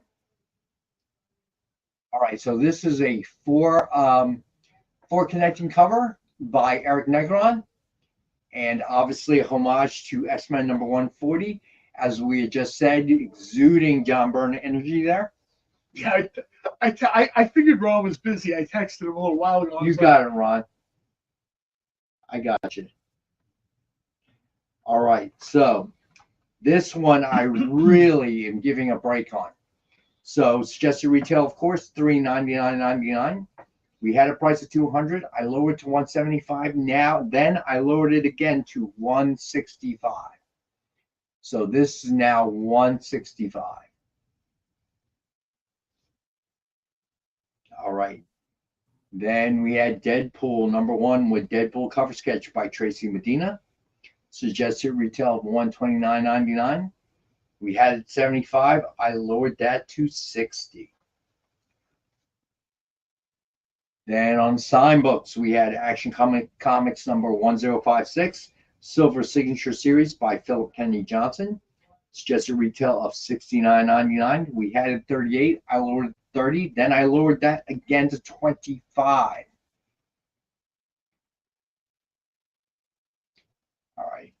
So then we've got Avengers: The Origin number 1 of 5, signed by artist Phil Noto. It's just a retail of $29.99. We had it at 15. I lowered that again to 12. You got it, Ron. Good pickup, my friend.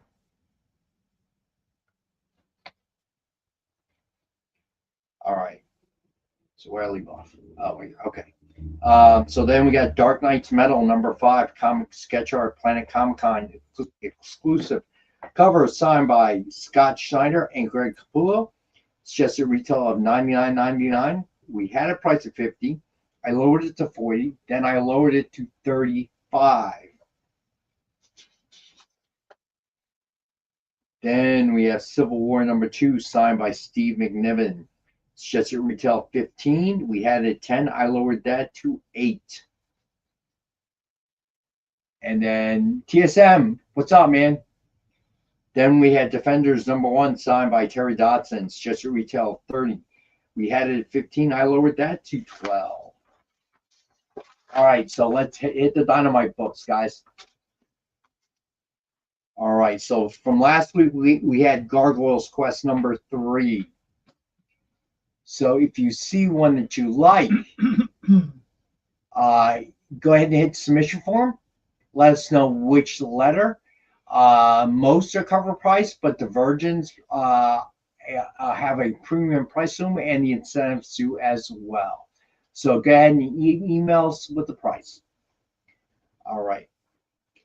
All right, so what we've been waiting for this week, starting with Space Ghost number 4 is here. Cover A by Francesco Mattina. Got that for a cover price of $4.99.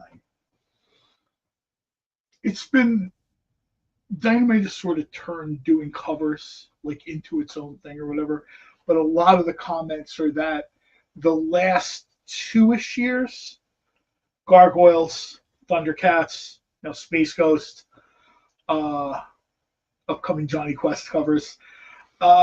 It's been a while since titles have had this many variants be this good, issue after issue after issue.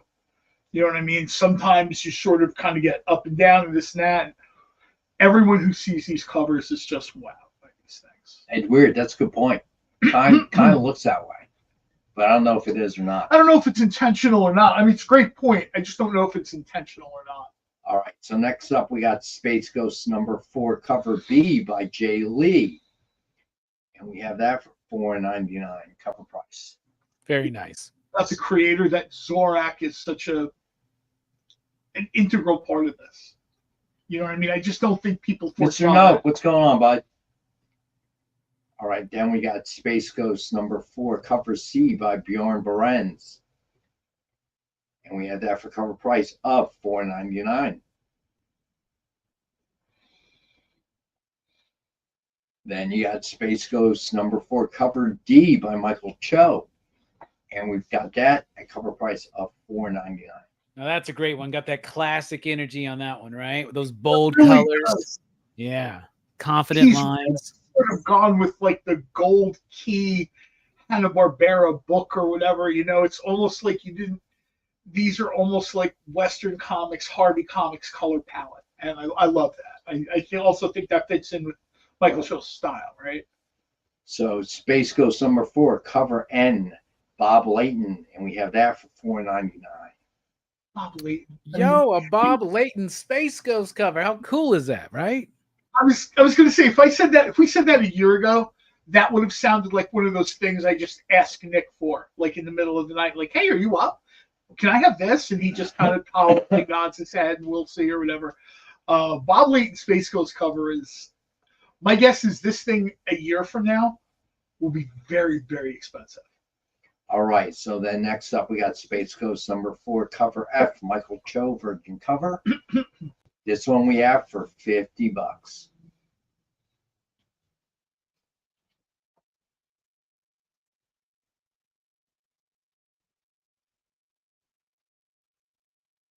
All right, Mr. Nope, can you get B, C, D, and N? You sure can. All right, so Mr. Nope. Let's see, B, C. Oh, I didn't know that. I hope there was. Cover Q is Bob Layton in black and white. Oh, man. And I have a few things to grab on the show. Shocker. Gotcha, Mr. Nope. I should have brought the bigger car. All right. Yeah, gotcha, Mr. Yeah, Nope. that's the way to do it. Those are nice grabs. All right, so then now we've got Thundercats Chitara #2, cover A by Sue Lee. This one we have a cover price of $4.99. Then we have Thundercats Chitara #2, cover B, Ted Brandt and Rose Stein. And we have that at a cover price of $4.99. It's like Dark Phoenix energy. I love this. Yeah, it does. A little bit, yeah. I don't know. Again, I don't know if that's intentional or. I think certain things just become like a part and parcel of something. Like I think in science fiction, that Star Wars pose is just, it's like a thing people do now. Because I've seen it for other stuff. I've seen other creators do it for different properties or whatever. And I think it's sort of like, well, it's like a checklist. Like you've got to kind of do one of these covers. All right, Thundercats Chitara #2C by Lyrics Lee. We have that at cover price of $4.99. All right, and then you're gonna need a bigger boat. All right, so then we've got Thundercats #2D, Rebecca Puebla, and we have that at cover price $4.99. She was on Twitter this week talking about this, like how excited she was to get to do this. You know what I mean? She talked about how a lot of people who English isn't their primary language, they learn through cartoons. Right. You know what I mean? And she talked about how, you know, Chitara was one of those first characters that, you know, as a woman, she could identify as a female creator. She's like super cool to be, you know, she's glad to get that opportunity. So then we got Thundercats Chitara #2, cover E by Edwin Galmon. And we have that for cover price of $4.99. Then Thundercats Chitara number 2 cover F. It's a Sue Lee foil, and we have that for $9.99. I wish there's a better image so they could see that. Yeah. Actually, if you just go to the Microsoft Photo Edit, you can brighten that up. All right, so Thundercats. Yeah, I'll take care of it next time, Kyle. All right. Thundercats Chitara number 2 cover G Sue Lee foil virgin cover, and we have that for $29.99. And then we've got Thundercats Chitara number 2 cover O by Ken Hazer, our buddy Ken Hazer. I must email him. I got to remember to email him because I do need to reschedule that he's going to come on the show. Yeah. Figure out when we can do that. $4.99, but he's so busy, it's crazy. And this is nice too. It's an homage to Darwin Cook, the Catwoman book. Yeah. Hey Jay, what's up, bud? Hey Jay. Cop must be delighted he can go eat now. Right. So then we got Thundercats Chitara number 2P, cover P. Also by Ken Hazer. It's just retail $4.99. I like this a lot. So then we've got Thundercats Chitara number 2, cover I by Lee Ritz Lee. It is a virgin, and we've got that for $50. All right, and then we've got Vampirella Dark Reflections number 3, cover A by Lucho Carrillo. We've got that cover price, $4.99. Then Vampirella number 3, cover B, Dark Reflections by Joseph Michael Linsner. We've got that for $4.99.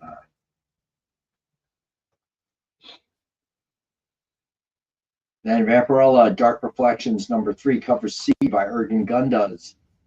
That one is also a cover at $4.99. Wow. I like this one. Yeah, this is sort of a little bit of a different, like a different take on the character. I kind of like. All right, then cover D by J. Anacleto, and we have this cover price as well of $4.99. Triple B, you want C? You got it, bud. I like this cover a lot. This cover has like early 2000s energy that I really like.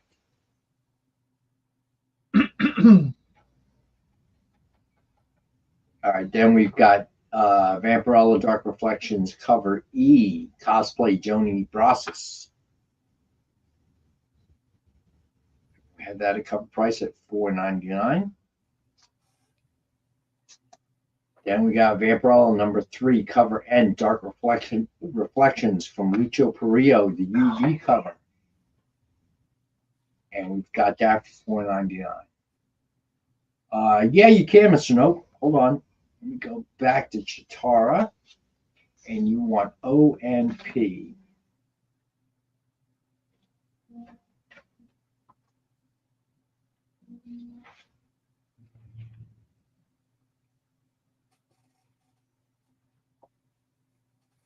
Gotcha, buddy. So he wants N2. Oh, you want N2. Yeah. Vampirella. Okay. Gotcha, bud. Yeah, this one people were asking. Joni Brassis is doing the cosplay cover because Rachel Holland is the art model for the Perio cover. All right, so then we've got Vampirella Dark Reflections cover G by Lucho Carrillo. It is a virgin, and we had that for $50.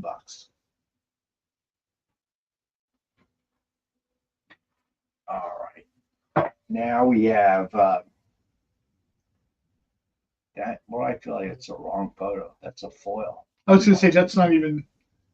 So, all right, so move on to Hercules number 4, cover A by George Cambadias. Nice.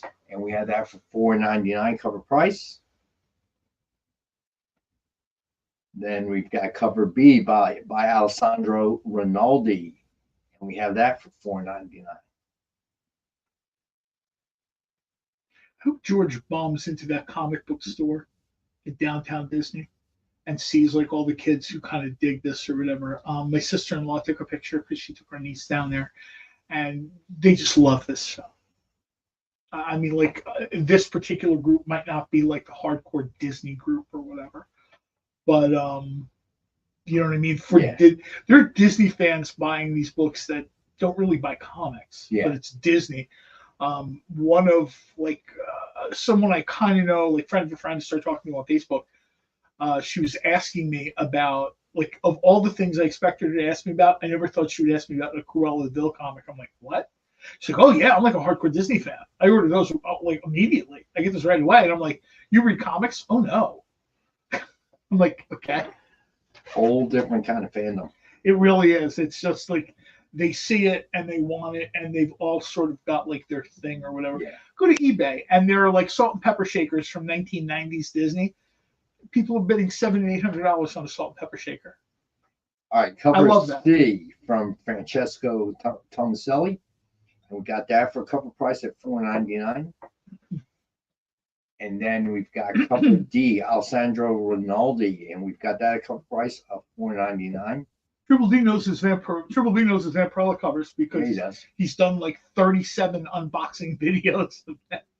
All right, so then we got the last one, cover E by Alessandro Rinaldi. It's the Virgin cover. We have that at $50.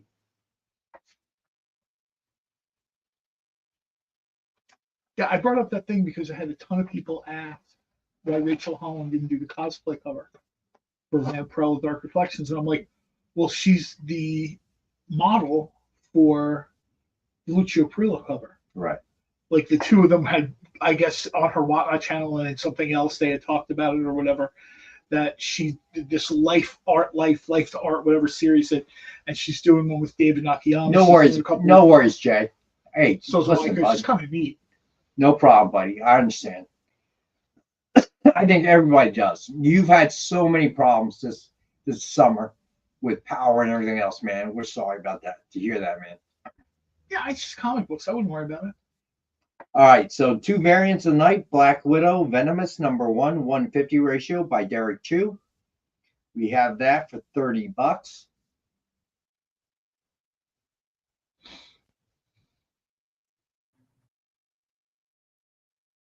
All right. So I don't have any more pictures after that last one on here. Fair enough. No worries. Do you have the Donald Duck one? No, sir. That last picture we had was the last picture on the slide. Understood, bud. There was no Black Widow or Donald Duck on the original Excel document that I was given, so it didn't make it. Understood. Do we have these up here? It's probably in one of the bags. I don't know. Right, I was going to say if it was up on a rack, it's no big deal. We'll catch you next time. All right. So yeah, Triple B. The Perillo painting of Rachel has been, she's super ecstatic about how there's like right now there's like I noticed that. I remember seeing one of the covers going, wow, that looks a lot like Rachel. There's a huge population of cosplayers right now, and when you have creators kind of reach out to you and say, hey, look, I want to use you as the model. That's huge for them. She's got multiple creators doing that because she really sort of, she kind of, and I say this and I don't mean it to be harsh to anyone else, but when you read the books, you have a better understanding of what you're cosplaying. Mm-hmm. And you can kind of tell I hate to say this, but maybe the more successful cosplayers read the material. You know what I mean? As opposed to just looking at a picture and putting on a costume and letting a photographer take your picture. Right. But no, I thought that was interesting that they used her as the model. Yeah. And it goes to show you the kind of artist we're talking about. It was enough that I recognized going, is this cosplay or not? Well, David Nakayama's doing a Harley Quinn cover. And it's going to be it's Rachel's cosplay from last year's I forget what it was, maybe BatCon or something, or one of the Kyle, I thought Jay was back on. I'm confused. All right, Jay he Kyle, is, but the giveaway is on my computer. I can't send it to him. Do it so you can go. He's probably getting light. I know I would be. All right. let's not get carried away, okay? Most Americans do not get lightheaded from skipping a meal. I haven't had anything since my post-lunch snack. John knows me very well. I'm very lightheaded. Figure drawing, congrats. Figure drawing, congratulations. Station. They use Nick as the model for Space It's like Lord of the Rings when what's his face? The one Hobbit goes second breakfast. Dude, somebody pointed out that you go back like 7 or 8 years on Twitter, hashtag second breakfast is me posting pictures of just eating again. And people are like, is it brunch? I'm like, no, it's not quite brunch. It's just breakfast again. It's re-breakfasting. So, Jay, what do we got coming on after this? Well, unfortunately, I know that Robbie needs a break. They've been working really hard with the Action Fest and everything else they've been doing. So they're taking a break. Horror Fest is in what, 2 weeks, you said? That's right. 2 weeks away. Awesome. So there's going to be kind of a break here. And then I think the time is 11 Eastern, 10 Central. We're going to have Best Coast Comics. And I'll give you a little clue on what they're going to be talking about.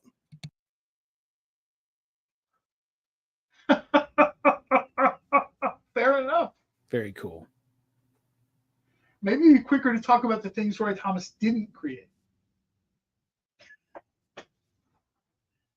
So this Roy Thomas thing, real quick. The problem is a lot of people in my generation really liked Roy Thomas. He kind of, he did things like All-Star Squadron. He was a big part you got it. Of Vampy and Red Sonja. Red Sonja. A Sonurella set. And I guess, back in the old bullpen days, it's really hard. People influence different things or whatever. This just is like, I hate to say it, but this is almost like the old man yelling at clouds. And I feel bad because I consider myself a fan of Roy Thomas. This is not how you want to wind down your career in a profession where previously, you had a lot of respect from people. And now it just seems like, what is it, a couple $1,000 if your name is put on the credits or something? I hate to see it. I hate to see it. And of course, other creators instantly are like, dude, stop claiming you created stuff. So it's just not a great look. It's just not a great look at all. It is what it is. I'm hoping it just goes away. You know what I mean? I'm hoping it just goes away. And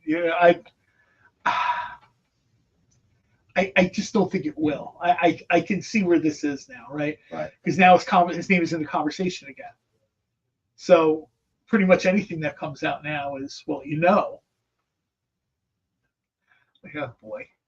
Yeah, I read about that. And wing it. It is what it is. Like I said, these guys kind of created these books.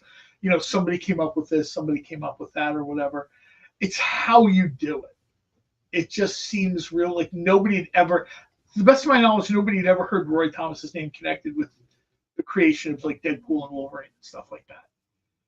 There are conversations about who actually created these characters, who gave them their voice, gave them their look, whatever. To the best of my knowledge, Roy Thomas's name isn't in any of those conversations. It's kind of like, if you're watching the Olympics, the gymnast that won Michaela Girl or whatever, Skinner from before, she was shading the current team, and then the current team goes out and gets the gold, and then Simone Biles is shading her, and then this Michaela Girl blocked her. It's like these things just, dude, you won a medal at the Olympics. So few people do that. Yeah. Just don't, why'd you have to post that, right? I think I speak for almost anyone in the chat or whatever. If you got one book published at Marvel or DC, you would be like, yeah, sure. Would I like more? Yes, but you would be happy. You know what I mean? I don't. It seems like it's hard for some people to just enjoy what they've created, right? They're afraid of slipping into obscurity or whatever. Everything slips into obscurity. I guarantee you, the world's greatest musician, his or her name has been forgotten. It's I hate to say it, but that's just how it is. Try to be happy. That's easier said than done. So, Rob, someday in an Ozymandias moment, they'll open a storage locker in the future, and they'll come across dust-covered trophies, and they'll be Robbie's trophies. Robbie will be long gone to his better reward, but he'll enjoy these trophies now. And I think it should sort of take a little joy in that. Like, people are recognizing that I'm doing a good thing. So, Robbie, with the night off, are you going ghost hunting again, or are you going to chill? Or no, I'm going to watch Paranormal Activity 3, and it's probably going to suck. But, I got to get ready for Horror Fest. We got 2 weeks to watch all these movies, so let's do it. Oh, so you're practicing. I'll tell you what wasn't bad. The most recent Paranormal Activity movie they had on Paramount Plus. I was surprised how little it sucked. I'll put it that way. I don't know if I'd say it's a great horror movie, but you're talking about the last one, the Next of Kin or whatever. Okay. I've never seen any of the sequels. I've only ever seen the first one. I liked it, and so but on the rewatch, the first one's good, but the second one, so I hope the third one's better. We'll see. It's sort of a one-trick pony, a little bit like Blair Witch. The first one's good. It's something you haven't seen before, especially back in 1990, whatever. The first Paranormal Activity in 2000, whatever, you're like, this is pretty cool. They're taking that sort of found footage-esque idea and, they're doing something new. By the time you get to Paranormal Activity 4, like, oh, look at the blanket, it flew off the bed. And you just kind of, okay. Oh, man, that's funny. So, and what are your big plans for the week, my friend? This is it. This is the highlight of my week. Everything else from here. Are you going back down the shore, yes. or what are you doing? Tonight, my wife and I we're going to grab a drink with some friends up at Goonies after that. But she'll go to work and do whatever. I'll be in LBI by tomorrow morning for breakfast. During the summer, when we have the dog sitter that comes and checks on the dog, you're out of here. The dog unfortunately hurt her leg, so she's less active. Our dog sitter is a vet tech, so she comes and checks her every morning, makes sure she has her medicine, blah, blah, blah. Stays with her. She leaves. She's alone for a few hours, and then my wife comes home and dotes on her constantly. And if nobody could be there, I would certainly stay home to take care of the dog. But I'm happy to pay someone else to do it in the summer. What a sacrifice on your part. Well, I worked there were years and years I could have been loafing, and instead I chose to work. Now I'm entitled to loaf. All right, so once again, triple B crossover. Thank we you, could bud. spell Robbie with 3 B's. Like Maxine with 3 X's. I love it. That isn't right. Triple Robbie. I like that. So Robbie, enjoy your night off. Thank you, Jay. Glad you're back. Thank you, Kyle, if you're still listening, but probably having dinner. Congratulations to everybody who picked stuff up. Winner of the prize. We appreciate you guys, as always. So we'll be back on Wednesday at 7 p.m. Eastern. Well, I will anyway. All right. You might be one thing short. Yeah. But everybody have a good week. All right. Be careful out there. Thanks for joining us, everybody. Robbie. Join the party. Head over to our Linktree to find all the links for everywhere the experience is all the time.